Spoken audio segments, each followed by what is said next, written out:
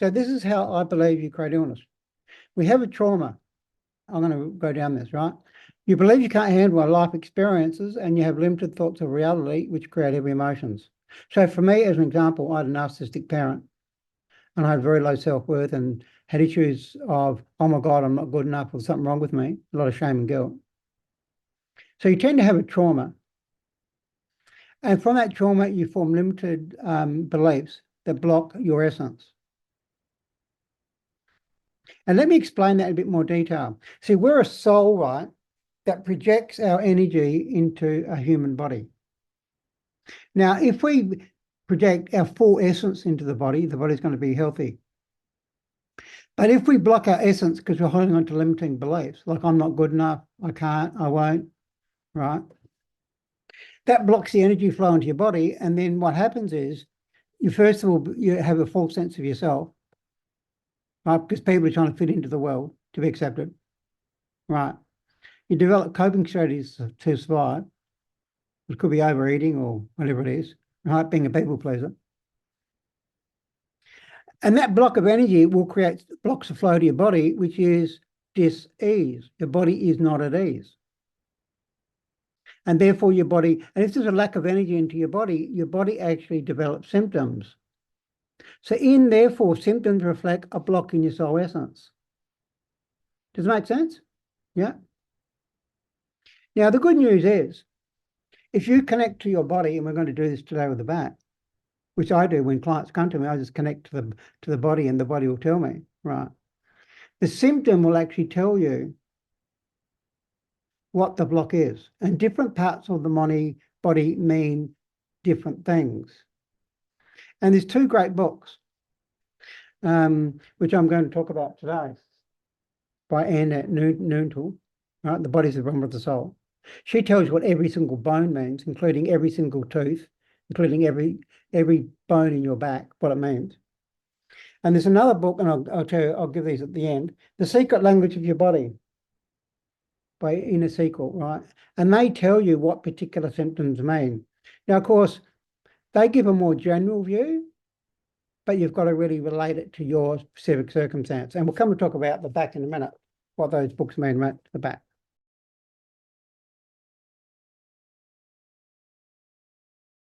So all illness, and I'm saying all illness, is caused by holding on to limiting thoughts. So therefore, what you need to do is to remove them, right? So if you want to heal, this is again from my book, Life Mastering.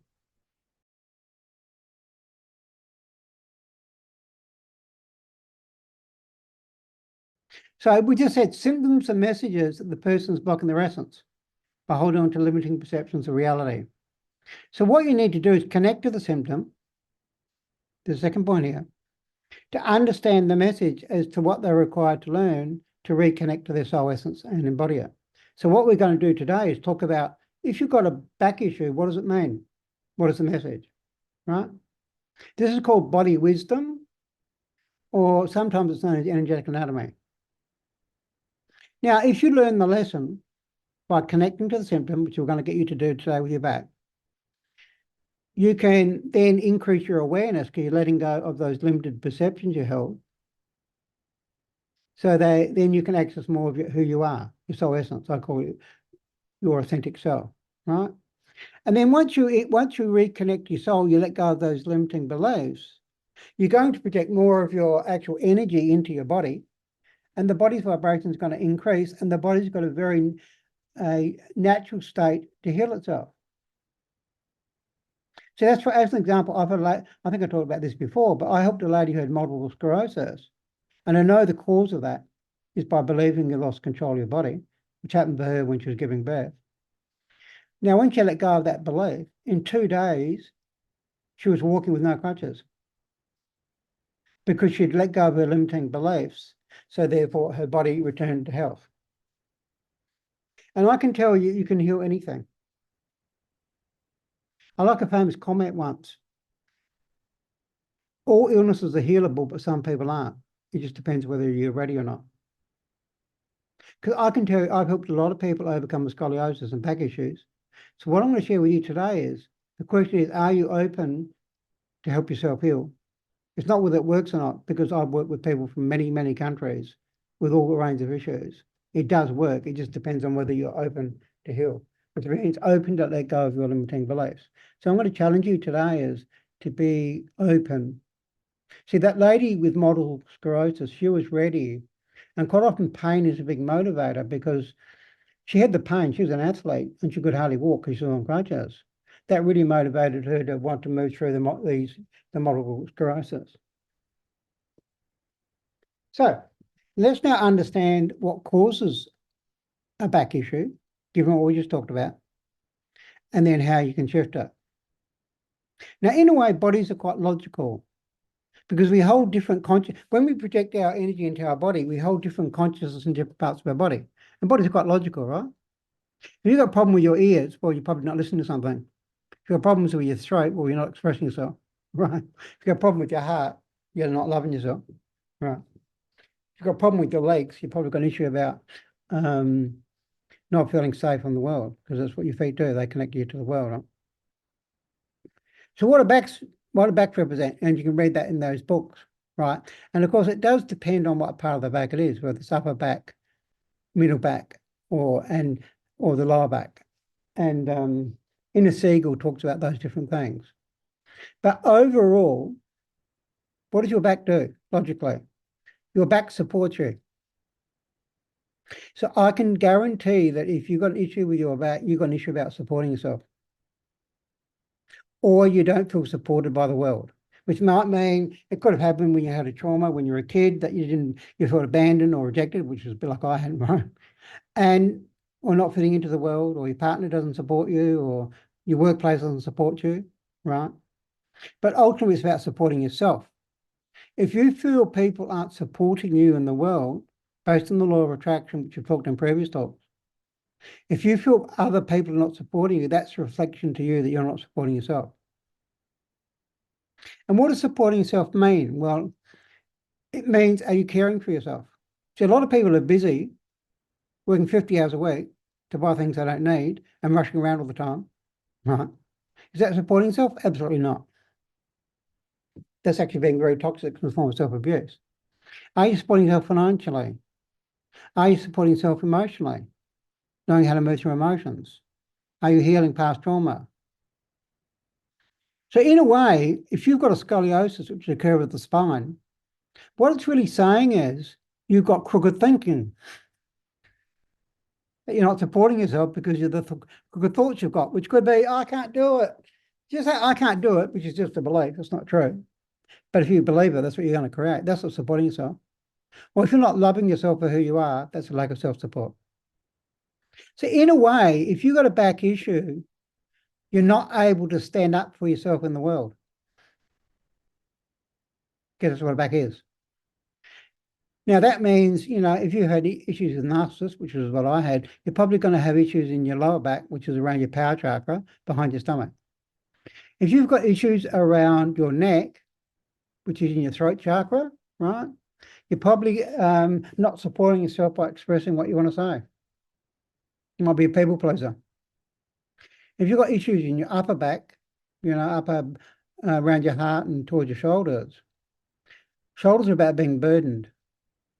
I met a lady the other day at an expo, and I could see her shoulders out. My God, they were so tight. I could just see them, right. And she was being burdened by a mother who was a narcissist. And this is about loving yourself. This is about loving yourself.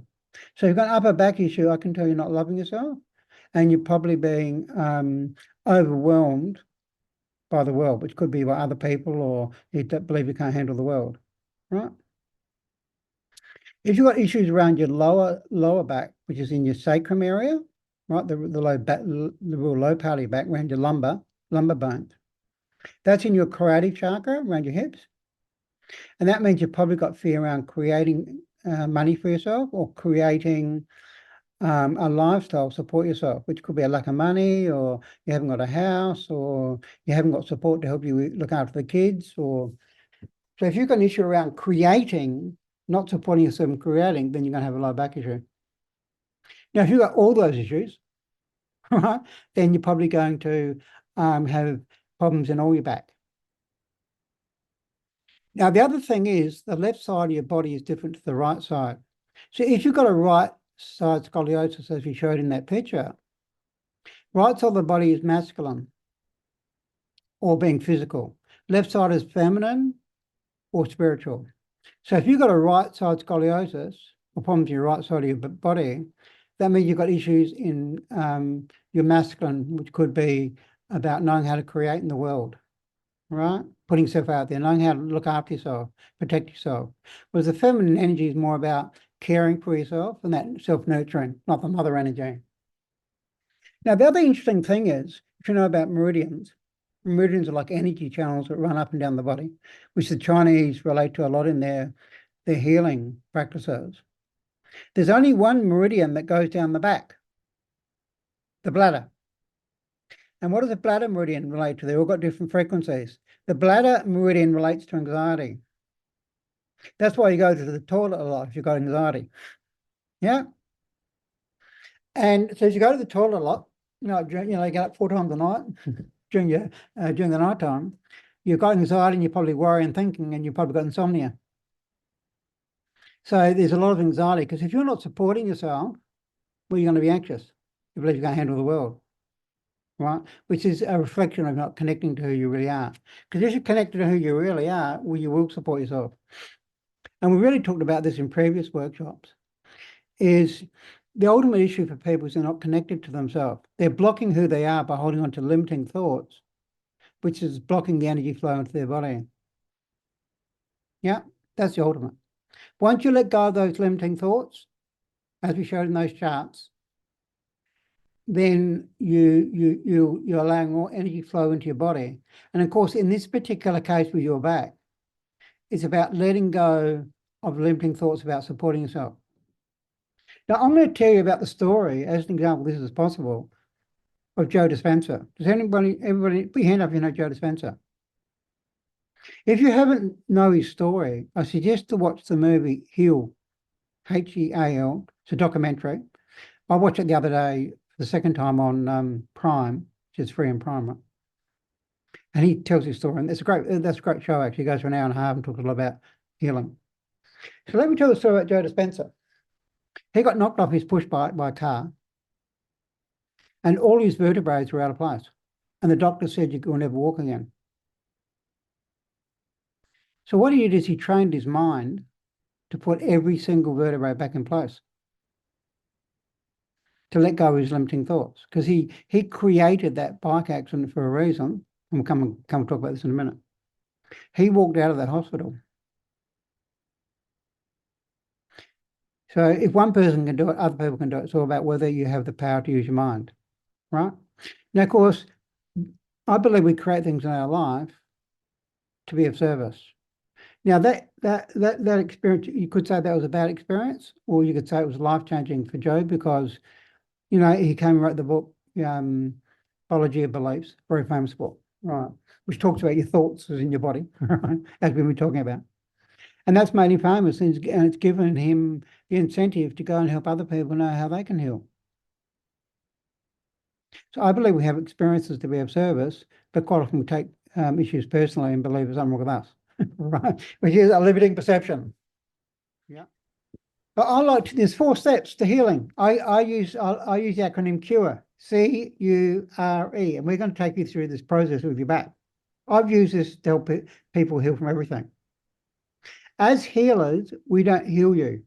If any healer says they heal you, walk away from them, because they don't. You can only heal yourself. Because only you can let go of your limiting beliefs. So the first of all, you've got to connect to the symptom. Because remember, we've said the symptom has got all the answers. The symptom is there because you're blocking some essence. So the answer is in the symptom.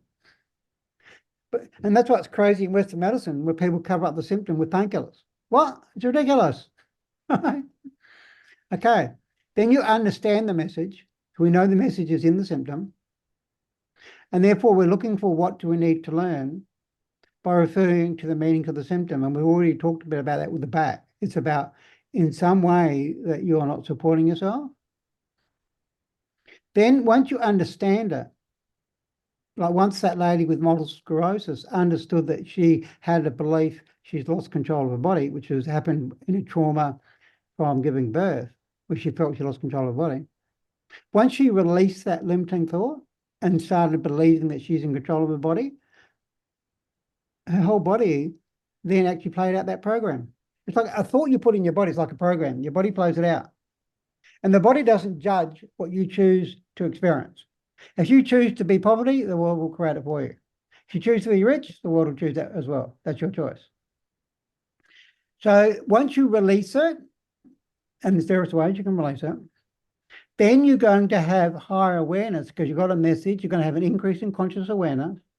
So all healing is about increasing your awareness.